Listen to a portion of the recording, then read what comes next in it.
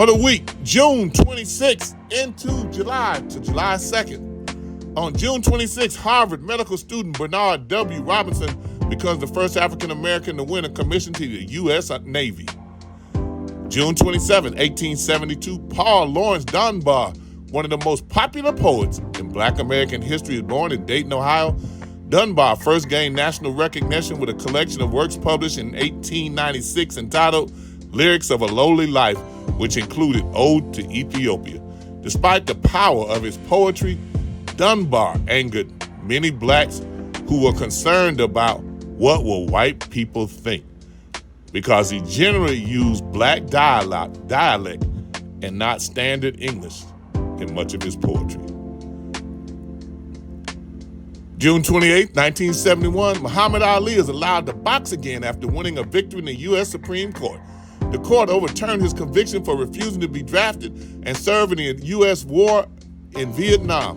When asked how he could claim to be a pacifist opposed to war while being a professional boxer, Ali's most frequent response was, "I am not going 10,000 miles from here to help murder and kill and burn poor people to help continue the dominance of white slave masters over the darker people." End of quote. June 29, 1972, the U.S. Supreme Court rules in a historic 5-4 decision that it was being carried out in America. The death penalty was cruel and unusual punishment and thus violated the Constitution. The ruling also suggested that the death penalty was racist.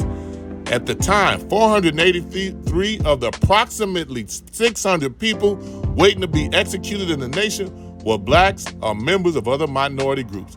However, since the decision, at least 38 states and the federal government have reinstituted the death penalty by supposedly meeting Supreme Court guidelines. June 30th, 1972, glamorous actress-singer Lena Horne is born in Brooklyn, New York to an upper-income black family. She will perform with jazz greats such as Artie Shaw, Teddy Wilson, Billy Strayhorn, and Duke Ellington.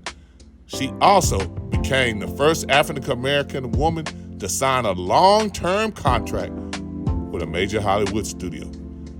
July 1st, 1899, Thomas Andrew Dorsey is born in Villa Rica, Germany. Dorsey is widely credited with being the father of gospel music. During the early 1930s, after leaving Atlanta for Chicago, Dorsey combined gospel and the blues while performing under the name of Georgia Tom. He wrote more than 400 gospel and blues songs, including his most famous Precious Lord, Take My Hand. He died in Chicago in 1993 at the age of 96. Once asked to comment on his life, Dorsey said, quote, "I had hope, faith, courage, aspiration, and most of all, determination to accomplish something in life." End of quote. July 2nd, 1977, Vermont becomes the first U.S. territory to abolish slavery. By 1783, New Hampshire and Massachusetts had followed Vermont's lead. The abolition of slavery was formally placed in the Vermont Constitution, which was formally adopted on July 8, 1777. A major force in the early abolition movement was a group known as the Rights of Man movement.